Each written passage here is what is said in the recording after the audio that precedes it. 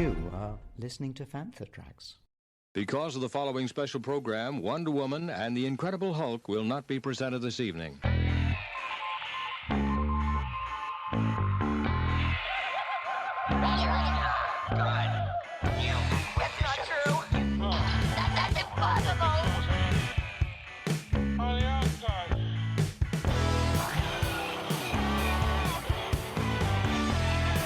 It's time to get all your Star Wars news in a single file. This is Making Tracks. Here are your hosts, Mark Newbold and Mark Mulcaster. It's not true. That's impossible. You're listening to Making Tracks. This is episode 174. I'm your co-host, Mark Newbold, and joining me today is a man who's proved that orange is indeed the new black. It's Mark Mulcaster. Mark, how you doing? Hey, yeah, I'm very well, dude. How are you? I'm good. It's been a busy week, as always, but then again, I say that every week. Star Wars never stops. Loads going on the site, and loads going on the podcasts, and loads going on in the Star Wars galaxy. How about yourself? Yeah, it's been busy. We were at Invasion Colchester. It was great fun. Invasion Colchester is where not only the Star Wars costume groups, so like the 501st Rebel Legion, Mando Mercs and Saber Guild, and the Droid Builders and Dark Empire, we all descend upon Colchester to raise money for charity. But we are joined by other cosplayers. It's almost like an open air convention. Some of the actual shops kind of get involved and they might change their display to be a little bit more pop culture themed. And we noticed actually some of the charity shops, they sometimes kind of collect the more geeky items they get donated and then they bring them all out for that weekend. It's all in aid of like St. Helena's Hospice. It's just a really nice, fun day. It's just on Saturday. And I mean, I know last year they had about 26,000 people in the town pretty much for this. So it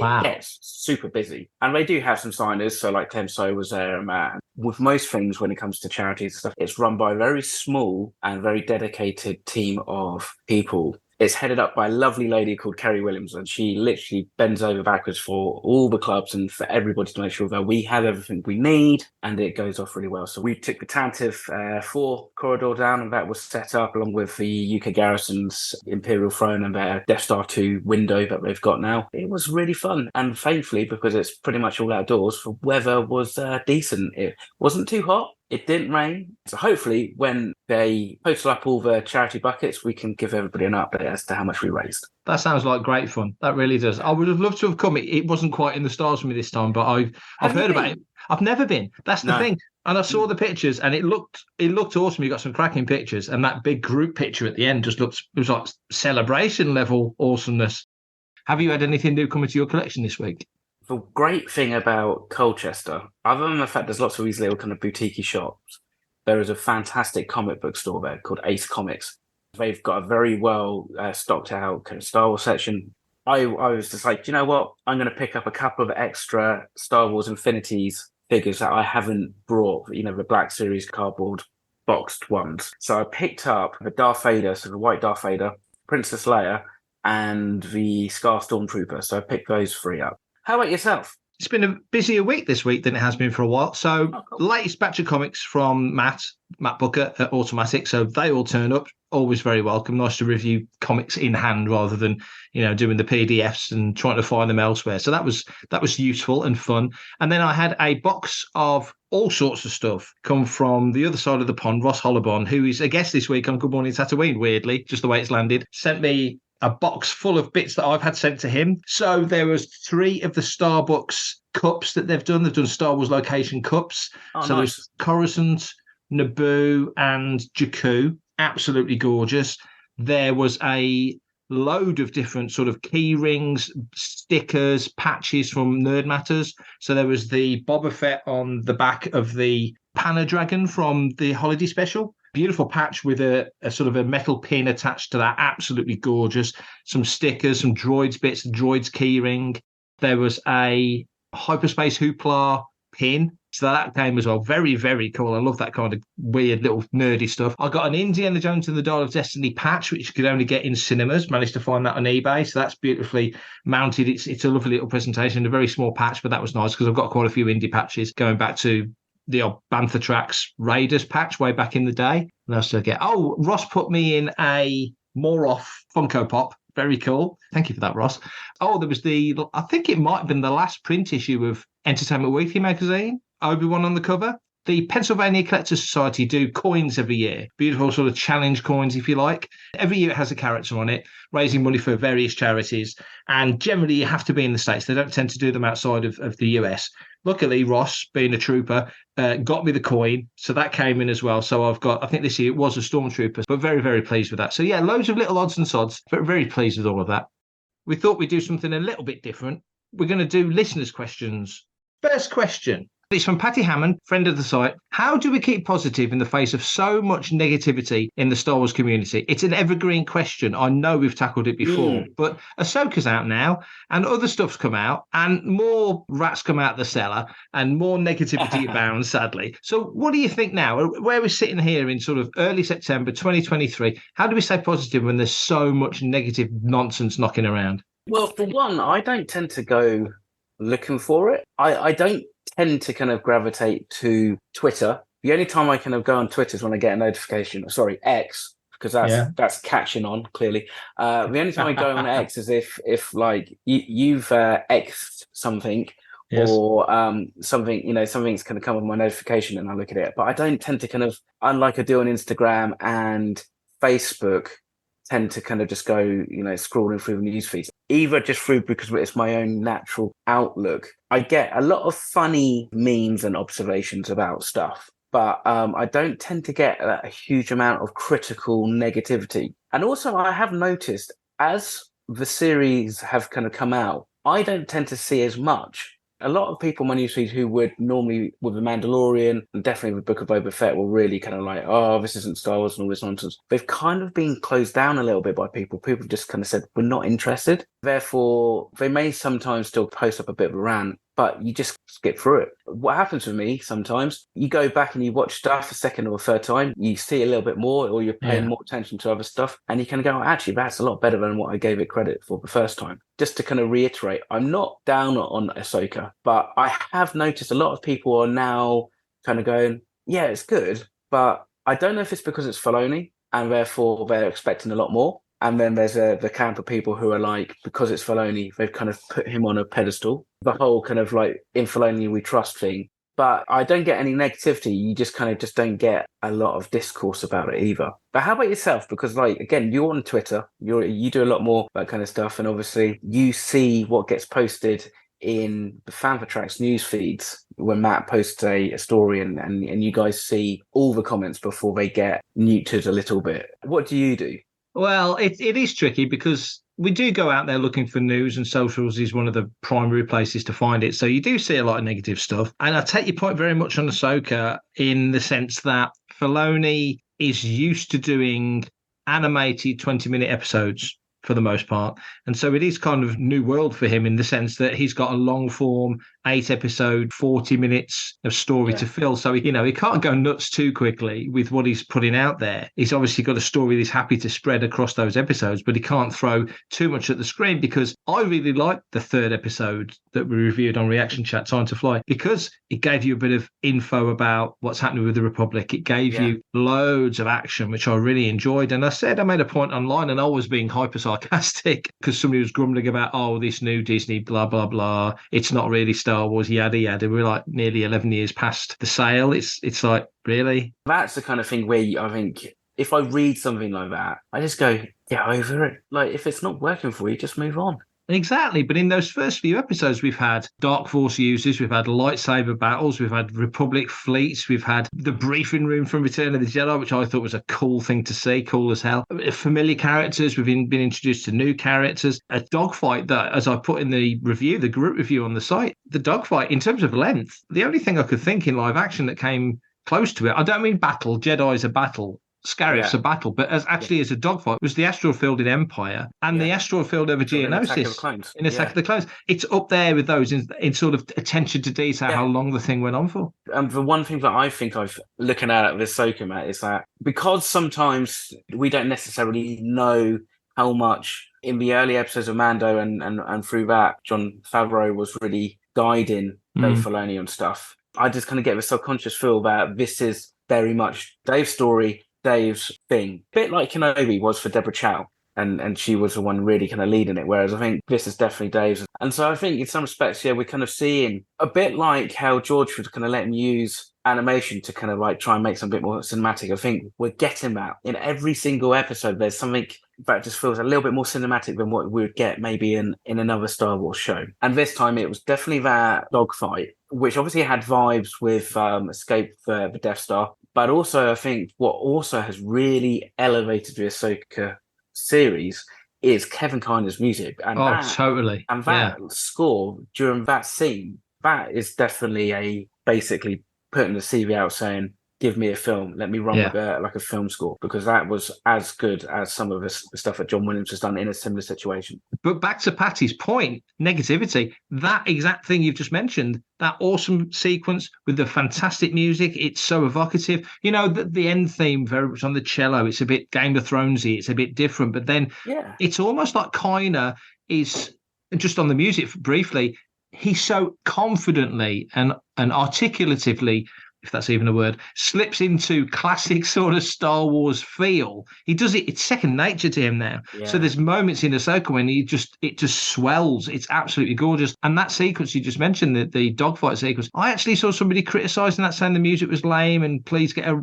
proper composer, yada, yada. And I do think some people are negative just because.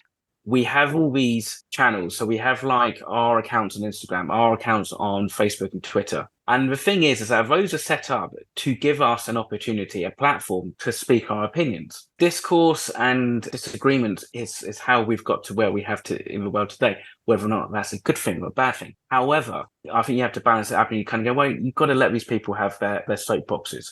You know, if this was the 14th or 15th century, it would just be some kind of guy with a bell just walking through the town crying about like the end of the world is night, and everybody knows they're a bit crazy and they don't pay attention to him. But yeah, that's how they feel, and you just let them get on with it. But I think it's because it's so like now in your face, people can very easily amplify that. That's when it can get a bit oppressive. But at the same time, you have to give people the opportunity to speak their mind. And as long as they're doing it in a way that isn't narrow-minded like that, you know, like I said, like 11 years since the sale and people still kind of like blaming Kathleen Kennedy for everything. If it was that bad, Disney would have got rid of her. Absolutely. I think we've answered that question. Let's move on to the next one. The next one. It's from Dave at FuryZill on Twitter, or X, whatever we're calling it these days. Good question. Where are all the Bothans? Why have we not seen them in live action yet? I mean, now we're in the era of Ahsoka. Now we feel very much post-Return of the Jedi. More so with this series, I think, because we're seeing the fleet, because we're seeing Mothma. We only sort of dabbled in New Republic matters in The Mandalorian and Book of Boba Fett, but only minimal amounts in Mando. But here, we're definitely dealing with the post-Battle of Endor, Battle of Jakku, Fall of the Empire, Imperial Remnant sort of galaxy. So I would imagine the chance to see some Bothans. I think we've got a decent shout at seeing some Bothans. I mean, there's been various designs, hasn't there, over the years? There's no fixed formal specific one, I don't believe, unless we've seen one in live action and I've missed it, but I don't think we have. What do you think about that? The reason why we're not seeing any in Ahsoka is because they all died to bring us the Death Star plans. But that's, and I think it's a good point to kind of like bring it up with Ahsoka, is that, you know, you read the expanded universe and so much of the naughtiness in the Senate was being caused by the Bothans and their own quest for dominance and power and stuff. And the ones that I see, and the ones that the Rebel Legion clear, they look a little bit more horse-like. That's the kind of look that they've kind of gone for. Borsk Faelia was the one that most people... Yeah. So you had one that had more like a camel head, one that had more like a horse head, like you say. They've never really nailed it, have they? No. I suppose that's the thing. You don't want it to be too, like with some of the Star Wars creatures, you don't want them necessarily to be too on the nose.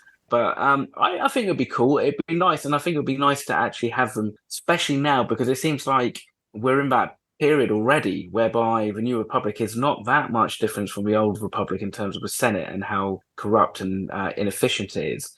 And therefore, you're going to think, you know, let's get some Bothans in.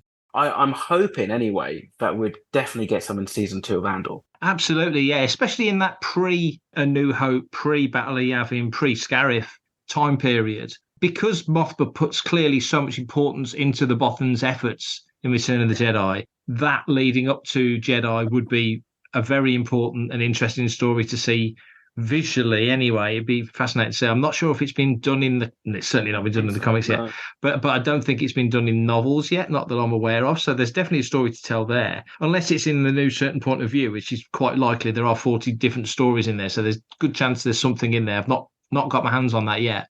Mothma's kind of hampered.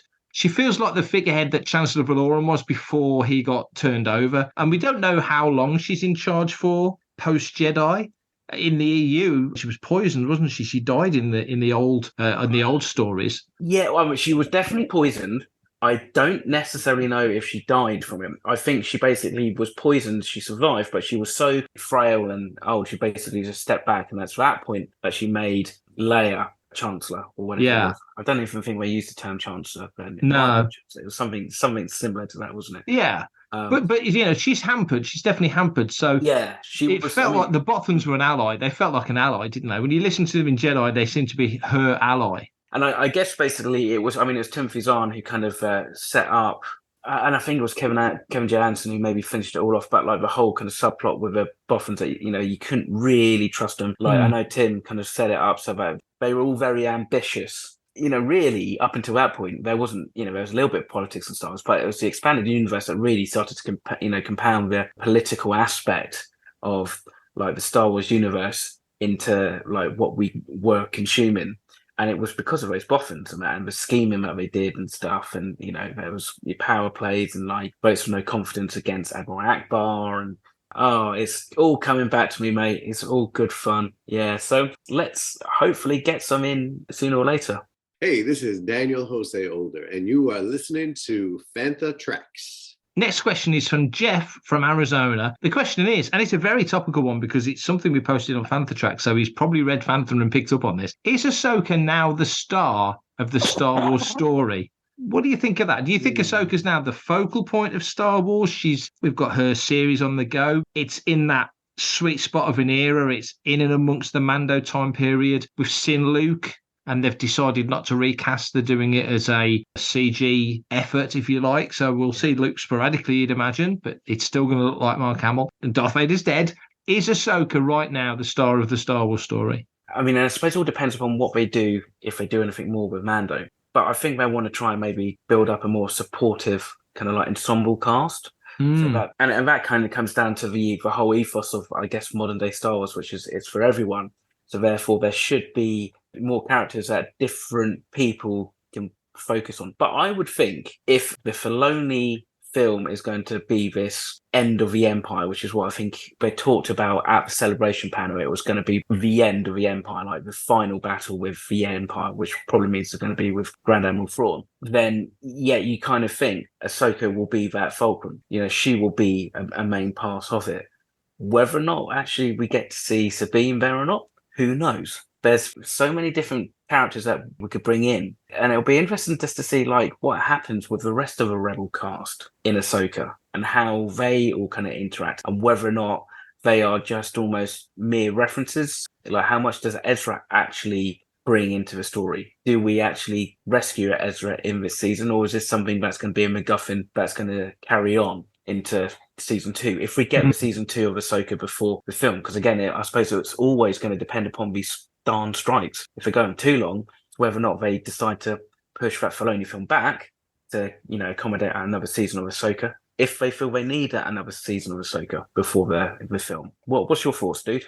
It's a tricky one in the sense that I suppose when you just had the original trilogy, you could argue that Luke was the focal point of Star Wars because George did say The Adventures of Luke Skywalker. And then we realised by the time we got to the end of the sequels that it really was all about Anakin for that chunk of the storyline anyway. But if you were a Han Solo guy, it was about Han Solo. So I don't think the focal point is necessarily on a person specifically. I mean, the question that we posed on Fantha was really taken from a Forbes magazine article. They were the ones that said, is Ahsoka now the star of the Star Wars story? And it's kind of got a bit of traction. I think at the moment she's the focal point of Star Wars, but I wouldn't say she's the star because you go back not that long ago and you'd say, well, Rey's the focal point of Star Wars. Well, and it's Grogu, isn't it? Well, that's my point. You move on beyond that and it's Grogu or Mando or, hey, depending on what week it is and what films come out, it was Therm's Scissor Punch for a while. So we do sort of flit around these different focal points. But I think the real star of the Star Wars story is the story of Star Wars. It's what we're seeing on the screen, and it's what you've just said. We're on a journey, not dissimilar, I suppose, in the broadest sense, to what was happening when Marvel got going with Iron Man 1 and 2, Thor, Captain America, Hulk, leading up to an Avengers film. It's not the same. We're not talking superheroes here, but you are talking a kind of a Magnificent Seven feel, a bit like Mando Season 1, when you see Mando brings Grief Karga in, brings Cara Dune in, starts working with different characters and sort of builds a bit of a team to do what he does. It feels like a bigger version of that. And you need these characters coming in, but also you've got to nurture and you've got to grow the background stuff. So you've got to make sure that the New Republic's in the right place. You've got to make sure that Mon Mothma's in the right place. I mentioned Grief Karga, that he's in the right place because I don't see him not factoring in to some degree.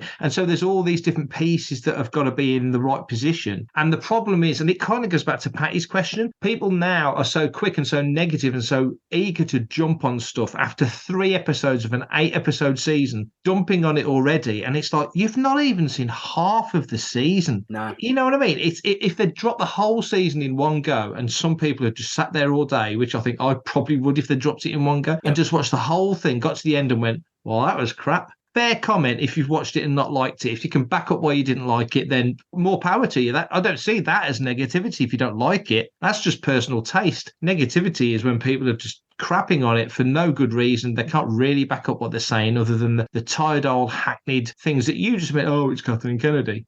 I don't even know what to say to that. So I think the star of Star Wars is the broader story, because I'm fascinated to see how all these things come together. It's why I'm enjoying the comic so much, because on that you're building up to Jedi. Here we're way past Jedi, but you're building up to Jedi. You've got Dark Droids at the moment. Way more interesting than I actually thought it was going to be. I cringed a little bit when I saw the posters for Dark Droids rather. And so I was just a little bit and actually getting into it, the start of it, the way it built, it's like a droid plague essentially. How this sort of thing that's taken these droids over began was really captivating, and I thought, this ain't going to fit. This don't feel like it fits, because it is all in universe. It is all canon, that dreaded word, and yet they made it work. So all these little elements work very well for me. But I will say to Jeff, I think Ahsoka right now is the focal point of Star Wars. But hey, we might get to, I don't know when Skeleton Crew's out. I don't know whether they've pushed it back to next year with everything that's happening with the strikes or what, but we may get to Skeleton Crew, and one of those kids in Skeleton Crew might be the coolest, cutest, funniest, smartest, sweetest, whatever kid, and that kid might be the new Broom Boy, and everyone's raving about them. And that'll be the focal point of Star Wars. So it just depends on when you're asking a question, I guess. For everything in one location, daily news, reviews, interviews, podcasts, video, and social media feeds, bookmark fanthatracks.com for Star Wars news 24/7, 365. So we've got a bunch of quickfire questions from the team at Star Wars Fan Fun Day up in Blackburn, and they're quickfire, so we can't hang around too long on these. That's the whole point. So question 1, is the HasLab Ghost worth £500? Personally, no. I think $350. Interestingly, I saw the HasLab ad came up on Facebook earlier on today, and somebody that I know was like, it's like £100 ship. That's all it is. And when somebody was like, what era are you from, dude? Yeah. It's like, I mean... I think I'm paying 90 quid for the N1 Starfighter when that comes later this month. Yeah, I mean, I kind of get where he was coming from, because I'm like, God, yeah, ships shouldn't, vehicles shouldn't be that price, but that's how it is. Do I think it's worth £500? Actually, one of the things they probably should start thinking about doing with these tiers is actually, if they get a certain amount back, is reduce them the price, because I think it was our good friend Mark did a graphic or something, and it was like X amount of millions that Hasbro are making based on like 10 or 12,000 backers for this Ghost. So if it was $350, similar price to Razor Crest, I would have backed that sucker. You make fantastic points, and I wouldn't argue with any of those. And I love Mark's thought that the more tiers you reach, they do nudge the price back a little bit. Even if they knock 50 quid off it, you'd feel like you were winning. So I like that logic. Obviously, we've all seen the pictures, the videos. What you get in there is phenomenal. It's a beautiful ship. Yeah, 500 is a lot of money to slap down. But it is gorgeous what you're getting, and it's personal choice. But I do like that idea of the more tiers you break through, maybe drop the price back a bit. Ultimately, a Kickstarter campaign. So for a company like Hasbro, still kind of blows my mind that they're essentially doing Kickstarters. Yeah. Question 2, is Marek Starkiller?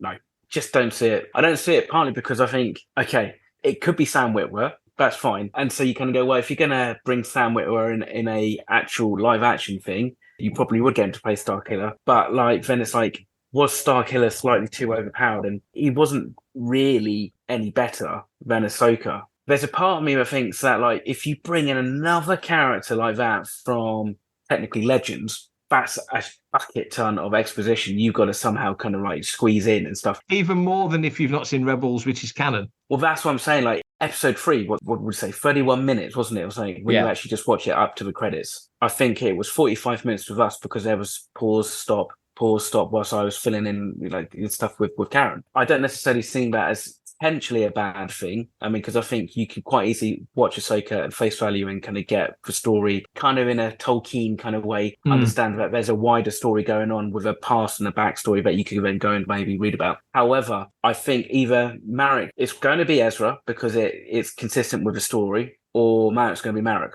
There's a part of me that kind of thinks it would seem really odd to kind of go to all this effort to get to this other galaxy to find Ezra, only to then realise that he's been shadowing Elsbeth Morgan and all that in the background. Because you would have thought that when he met Ahsoka after that first showdown, he possibly would have found a way to maybe try and reach out to her or Sabine or something, or Hera, and just let them know.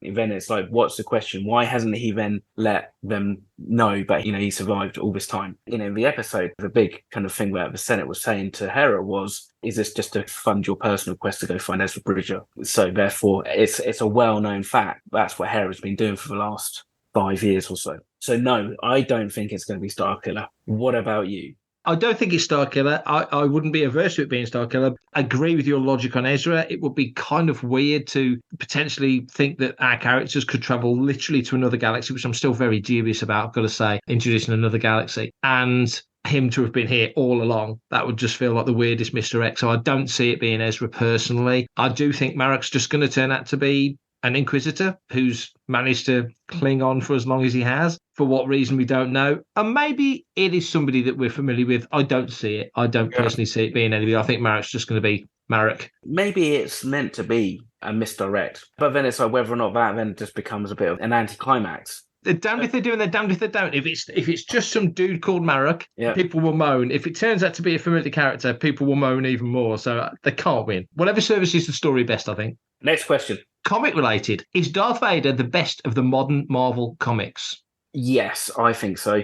I mean, I do like the main Star Wars line. I think second place is tied with Star Wars and probably Dr. Aphra. Yeah, Darth Vader, it just has a weight and a meatiness and a heaviness to it that I really quite like. It's a little bit more serious, isn't it, really? Even when he had Ochi of Bestoon, again, was like a character, that had like 20 frames of screen time, but actually they kind of made a decent character out of him. The whole thing with the Handmaidens I thought was fantastic. How about yourself? What do you reckon? Because you're more of a Valance fan, aren't you? I think Star Wars comics at the moment are in such a good place. The ongoing Star Wars title that Charles Soule is overseeing has been brilliant, and I make a very clear point of saying that in the reviews. When it's really good, I do tend to go a bit over the top with my effusive praise for it, because it really does nail it. I think Dr. Aphra was a title that I kind of liked. I've been a bit cool on, but under Alyssa Wong, it's as readable and enjoyable as anything out there. So I'm really enjoying Aphra, and it's turned out with the whole Spark Eternal storyline, which now leads into Dark Droids, is really integral. So that's turned out to be absolutely fascinating. And Aphra as a character really has her ups and downs. It's very much out there that I absolutely adore bounty hunters. It just feels like a 90s Dark Horse, smash them up, knock them down title to me. Yeah. If Bounty Hunters was a Marvel comic, it would be part of the Midnight Suns with Ghost Rider, Punisher, Wolverine, all those guys. It's just got that about it. And there's just a real great energy to it. So I really enjoy Bounty Hunters. But Darth Vader,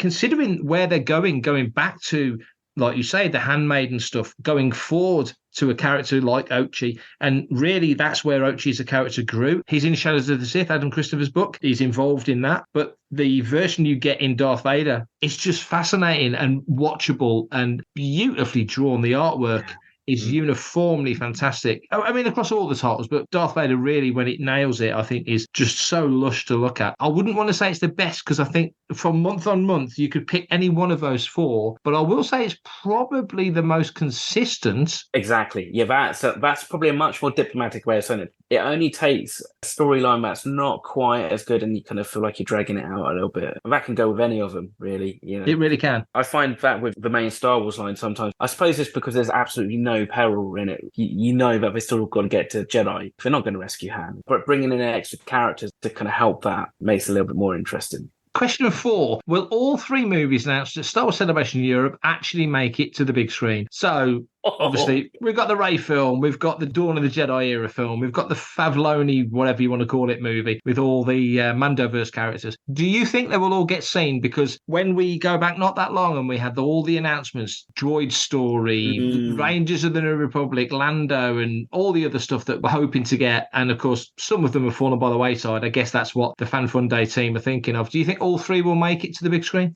Well, the future's always in motion, and I think whilst Star Wars has a bit of a plan, nothing like, say, like the MCU, I don't think. I think they're a little bit more so reactive, or at least Disney a little bit more reactive with Star Wars. And I think we saw that when we kind of saw that really after Force Awakens and what happened with the reshoots with Rogue One and stuff like that. And based on the fact that we saw like Daisy Ridley at the Indiana Jones premiere in London, well, I think it's most likely or almost certain that you're going to get Dave Filoni and the Rey. The Dawn of the Jedi one could just be a placeholder and maybe make way for something else. Should something else spin off from these other 2 films and they feel like actually something's really special with that film, let's try and maybe do something else. Because obviously they've kind of like announced a time, the year's releases and that, and so it doesn't leave too much to pivot. However, they seemed pretty strong and positive before the box office with Jones Mangold. That seems a good bet. I mean, I would say 2 out of 3,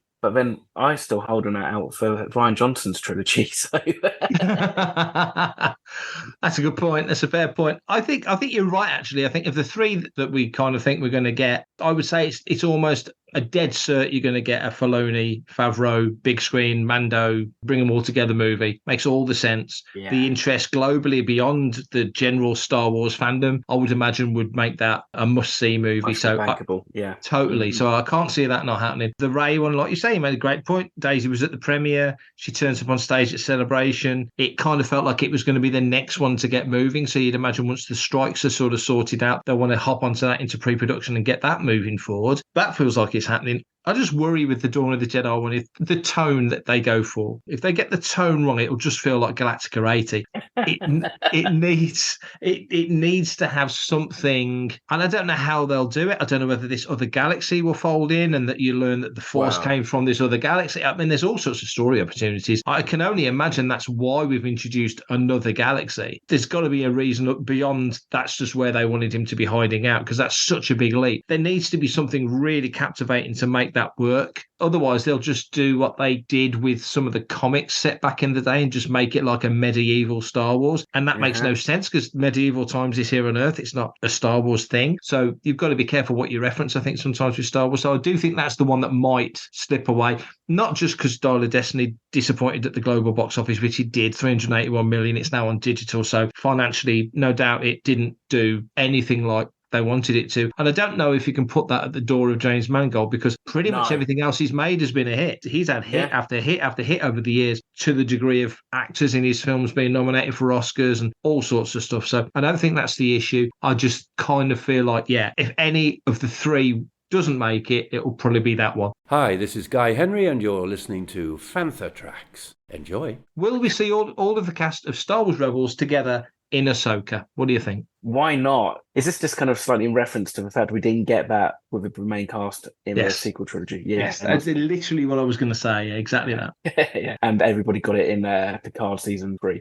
I mean, obviously, we're still a long way out from the sequel trilogy. But again, you certainly didn't feel the way that it was told that there was many, if any, Jedi at all by that time, based on what Rey said. You start to kind of go, well, what does that necessarily mean for Ahsoka? And what does that mean for Grogu? Would it mean for Ezra and any other, Bane and Skull, and even like Shin Hati or Sabine if she manages to get trained up? Exactly, yeah. I think we will see Ezra in this season. I think if they go to the other galaxy, I think we will see Ezra. And so we will probably get, I would think, some reunion with everybody in the Ghost. It might even just be like the final shot and that is how we end season 5 of Rebels, as it were. Maybe Ahsoka goes off as Gandalf onto a different adventure on the other ship. It does certainly feel like this is the wrapping up of Rebels in the same way as Clone Wars has kind of been wrapped up with the Bad Batch. I think we will, or certainly the existing members. I mean, we've already had Chopper, Sabine, Ahsoka, and Hera together. So we saw Zeb in season 3 of Mando. So we know not only is the character out there, but Steve Blum voiced him. The asset's been created already. So that's there. And we saw Ezra as a hologram, don't forget. So we have seen Ezra played by the actor that's playing him in live action. So we have kind of seen Ezra. We never got that in the sequel trilogy. And I know I think people who watch those films, either when they first came on video or at the cinema, when there was no other Star Wars but the original trilogy, Han, Luke and Leia were Kirk, Spock and McCoy. They were the Fellowship. They were in a very rarefied atmosphere of fantasy and sci-fi characters. Really were not many others that were on that level. And so to know that all 3 of those actors in varying degrees were in The Force Awakens, to not somehow, some way, somehow. And of course, if you look at the story, it would make no sense. If you think about it now, it would make no sense for Han, Luke and Leia to be together in any physical form in that film in the present, because when you get to The Last Jedi, there's flashbacks. You do get flashbacks. You get memories of things that have happened before. That was the avenue to have the 3 of them together. Even if for a split second you see that lovely scene in The Rise of Skywalker with Luke and Leia training, and just moments like that, even if you just had it for the briefest thing. I know that there's that fan-made shot in the cockpit of the Falcon, and Lando as well. You look at that and there is a moment of, that would have been cool. But then when you actually look at the story, it doesn't make sense other than some kind of flashback. You mentioned Picard season 3 and them being together. That's the whole point of the story, really. Them coming together. It's more of a soap opera, isn't it? Star Trek than Star Wars. So there is a difference there. But back to Rebels, I think you'll see them together. I think Zeb now doing what he's doing in the New Republic makes all the sense to bring him into this. Maybe the reason why we do see him in season 3 of Mando is because he wasn't going to feature in Ahsoka. And therefore, it was like, rather than like him being conspicuously not around, it's the easy thing of, well, he's doing stuff over there, whereas they're doing stuff over the other side. He can't get involved because he's doing other stuff. Fingers crossed. Fingers crossed. We're on to our last question. It's from Richard Astill. Hope you're enjoying Ahsoka as much as me. We know Grand Admiral Thrawn will be making an appearance. Are there any other Legends characters that you would like to see made canon? We've both been reading Legends for years and years. I've not read Legends for years and years. But are there any characters that you'd like to see make some kind of return? The thing is also, Legends is it covers such a wide thing, like comics. But obviously the books, it covers like the computer games. So I'm going to go somewhere really left field. For the Dawn of the Jedi film, I want to see Nomi Sunrider. Great answer. I was trying not to go, wow, Mara Jade, or even Kyle Katarn. Yeah. I mean, that would be quite cool. It might be quite cool to see Kyle Katarn in, say, like Andor or something as another Rebel spy or something. Or Talon Card or somebody like that, yeah. Talon Card was one of my favourite characters in the Expanded Universe because I liked the fact they had a smuggler who wasn't basically a Han Solo clone. Yeah. Peddled more in information than anything else. What about you, dude? There are all the books and there are all the comics. So there's a couple I'd like to see. I'd love to see Solix and Blue Max from Han Solo at Star's End. I'd love to see Pliff from the Marvel comics, the Hoojib, him as a specific character. And Dark Horse era, well, you said it, actually. I was thinking Dark Empire, when you do see Nomi Sunrider, it was like an ancient old crone in Dark Empire, don't you? On the streets of Nar Shaddaa. So that would be kind of interesting, but I mean, it'd be a mega deep cut. But you mentioned Mara Jade and those kind of characters. And because in the 90s, Mara was right up there with Fett and Vader as top tier fan favorite Star Wars character. And there is a part of me that would kind of like to see that happen, just to see what they'd do. But by the same token, I think it would bring so much baggage. I mean, so much. They'd have to gut the character's history. They really would have to divine her right back to the very beginnings. I mean, infiltrating Jabba's court and working like Xavier Talon Card and those kind of folks, and then the Emperor's Hand. I mean, they really did bounce her around a lot of aspects, and then marrying Luke Skywalker and then dying at the hands of, was it Jason killed her? Yes, Jason. Yeah. So her nephew killed her. Yeah. Yeah, so she covered a lot of ground. And it was so involved and so detailed in the EU to come back and do that and just do it as a tokenistic appearance. I'd almost rather they just threw another good-looking redhead in there and called her something else rather than try and redo that, because it can't be done. They've got away with it with Thrawn, let's say that. And I think it's partly because of that. I think maybe by when they were adding him into Rebels, I think it was kind of like a case of, well, that will keep the Legends diehards happy for a bit. Yeah. And I think that's the thing, isn't it? It's like, if you have to catastrophically rip out their backstory in such a way, is it that character anymore? Or is it just that character name? You could almost say it's like the Luke Skywalker that we got in the sequel trilogy. If you're a big fan of Luke Skywalker in the original trilogy and the Legends, and then you get what you're given in the sequel trilogy, it's like, but the two aren't even remotely the same. But I mean, I reckon if they do a season 2 of Obi-Wan, we should get a cameo by Don Juan Coyote. Oh, dude, what a great shout. Yeah. What a great shout. Because we don't need Jackson. He's made his comeback in comics. It was alluded to in, I think, a Clone Wars episode, wasn't he? And he's in a certain points of view as well. That's right. So he's kind of made a comeback. But in live action, oh my goodness, that would be brilliant.